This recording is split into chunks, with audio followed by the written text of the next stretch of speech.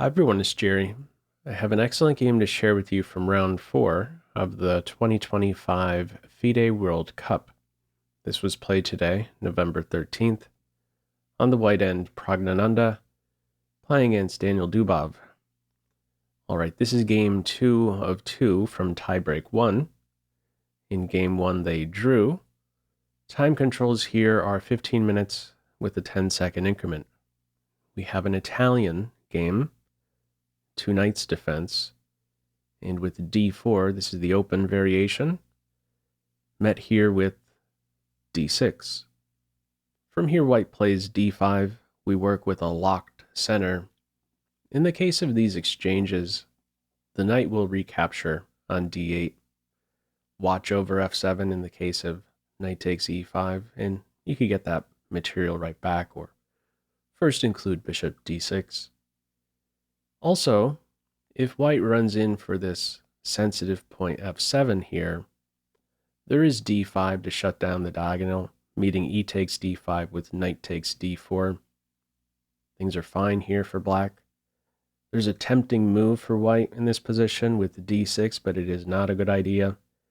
You can recapture or capture here with the queen and be fine with either capture on f7.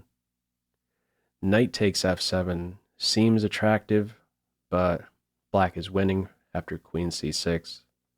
These are two very big problems.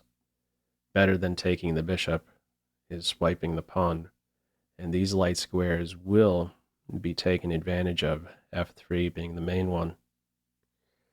Okay, also in the case of bishop captures on f7, in this position the king steps up. This is an idea. And if the bishop is saved, going back to b3, if you're on c4, there's still queen c6 there. Bishop backing off here, we could go into a position like this where black is for choice. Good center, bishop pair, equal material. Okay, how it's playing out in this one. What we have in response to d6, locked center, knight b8. Let's get some healthy moves in this opening phase. a4 met with a5, no space, invader pawn allowed. Queen e2, c6, h3, knight a6. This knight on the edge stays out of the way of the light square bishop. Two interesting jumps for this knight. Same sides castles game. Rook d1, potential pinned pawn after this capture. Follow up knight takes e5 idea, so pretty much an automatic move. Healthy square for the queen out of any pins. From here, bishop g5. Computer also looking at bishop e3. Okay, this idea of bishop g5, h6, and bishop for knight exchange is considered second best. And this position right here, an important moment in this game. What move would you play here? Pause the video if you'd like. Okay, white plays knight d2 here. Computer says include this light square bishop for knight exchange first, and only then go for this maneuver. Now, how it's going to play out here, this knight, once posted on c5, will be far superior to this light square bishop. It will really be a top piece in the game. The exchange that white initiated on f6, that was the good bishop being exchanged for a knight. So no dark square bishop for white. A knight on c5, very strong and stable. All right, in this game, it is knight d2.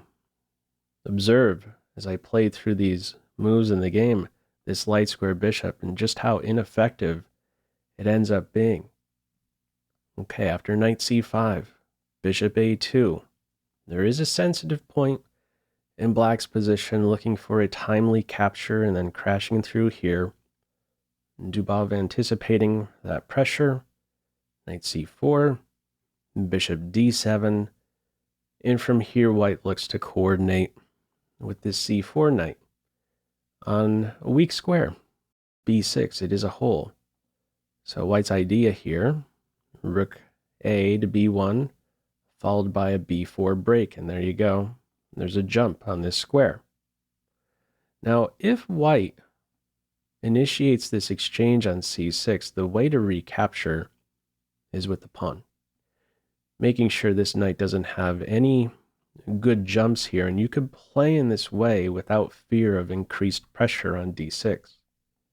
So queen D2 here, you have a tactical way to address this threat on D6. You don't have to run in reverse here.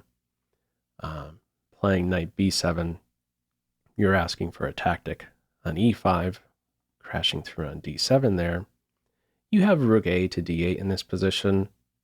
Knight takes D6, there's bishop E6, and white is in a pin.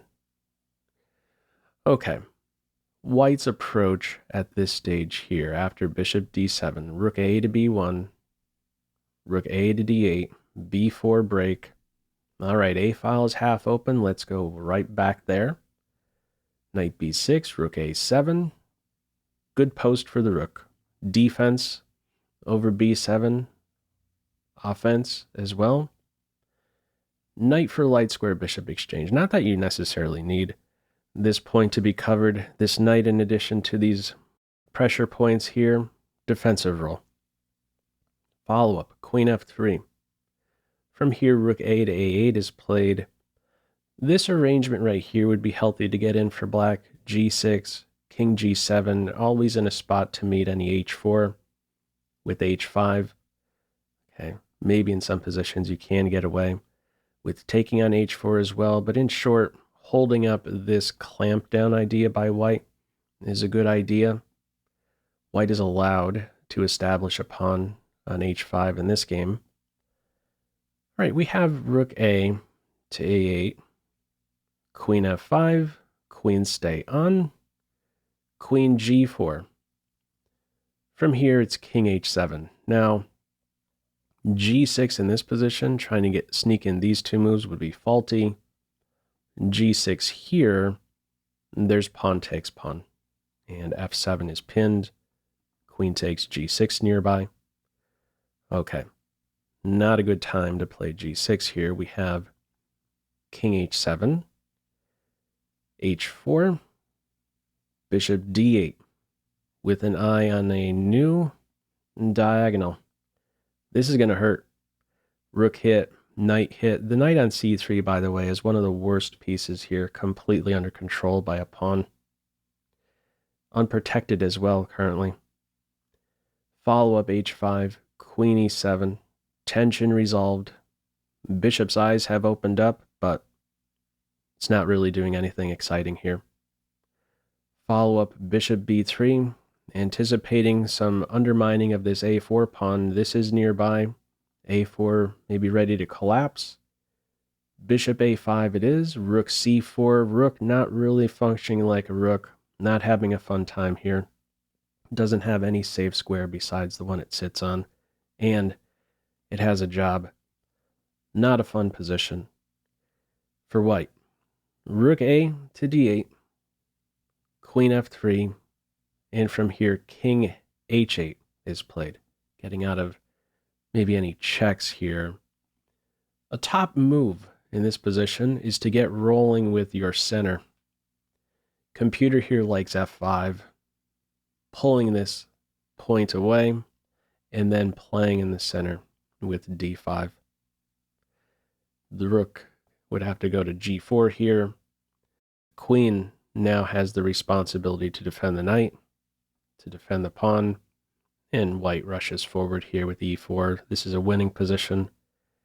You're going to collect this pawn next. Dominant center here. Knight remains top in the position. Okay. We don't see this F5 break. Instead, king H8, knight E2, pop quiz. What's your move here? Pause the video if you'd like. All right, white clearly angling for this sensitive F5 square, but black on move here is able to take advantage of the weakness behind white's last move. The knight no longer controls D5 and black can play it, tactically. It is there, tactically. Really beautiful idea behind this advance. First of all, where do you go with the rook? You have to open up a square for the rook. So it's E takes d5, C takes d5, and the rook has access to g4 here, and that's what we see in the game. However, what's the story here if white captures on d5? Pop quiz, how would you respond here? Pause the video if you'd like. Okay, you would not take on d5 here. If you take on d5 straight away, and then play rook d8, trying to get to this back rank, it's not working out. The knight can be picked up here. Rook check, king h2, there is no good follow-up check. Queen h4, there's rook takes queen. Be nice if you could get that in, though. Let's back up. The move that would be included in this position here, if white captured on d5, is e4. Cutting off the rook's defensive h4, and only now, after the queen moves and defends the rook, you go in for the exchange on d5, and check this out from here. It says now, give up the queen for a knight and rook. That's winning for black. Okay, in this position, we would now have queen h4 mate. What a difference it makes to include e4. Checkmate on board. Okay, this is the idea Dubov had up his sleeve, playing this d5, this timely d5 break. In the game, we have rook g4, and the center rolls e4, queen f5, follow-up here is e3. Computer doesn't see this as best. It says best here is bishop c7. I want to put this on. There's some beautiful tactics, beautiful tactical line with bishop c7. This pawn is poison. If we look at the couple ways it can be captured here, if rook captures d5 in response to bishop c7, there's knight captures bishop. And after pawn takes knight, now you get rid of the rook and then go in for rook d8. There's no covering this idea. That flight square, not available. This is winning for black. And if white captures on d5 in this position here with the bishop, there is a star move in queen e6. Beautiful fork. Queen is poison. We would have checkmate. Black is winning material from here. Okay. Some cool lines here kicking off with bishop c7. In the game, black tries to break down the dark squares, and as it turns out, is successful with this e3 idea because white does not react in the best way. Both players under time pressure at this point. Okay, white's response is bishop captures d5. It says best is f3, allowing this passed pawn to live. Have the knight there as a blockader of the pawn. In response to that, it still likes this diagonal for the bishop. Okay, white takes on d5. Dark squares broken down.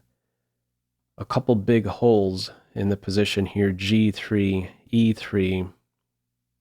Dark square bishop unopposed. It's going to be a problem here for white.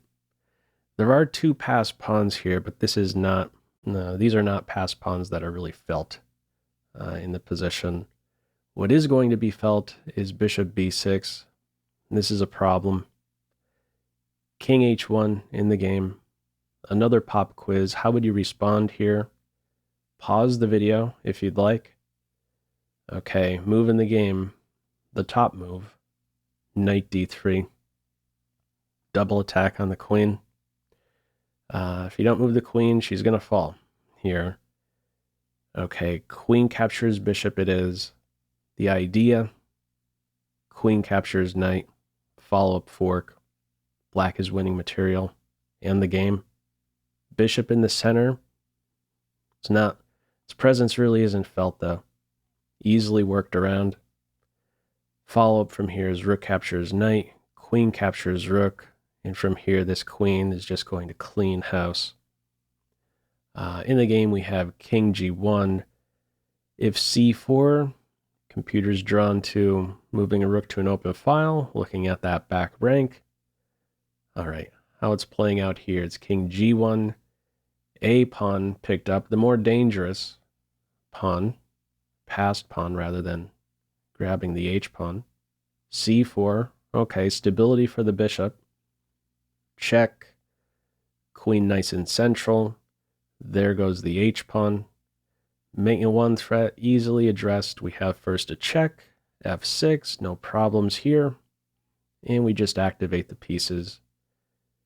Check, get to the center with check, offer a queen exchange. Make sure you cover g7, rook e7, rook e5, double up, and after king f1, before Dubov could even make his next move, Praggnanandhaa resigns. If the game continued, I imagine we would be seeing rook e1 still. The queen would have to give herself up, and in the end, the rook falls, of course, completely winning here for black. So this was a very nice game out of the Italian game, a sharp one for sure. Your thoughts with this one? Feel free as usual to leave any feedback to this video in the comment section below. I hope you enjoyed it and maybe took a thing or two away. That's all for now. Take care.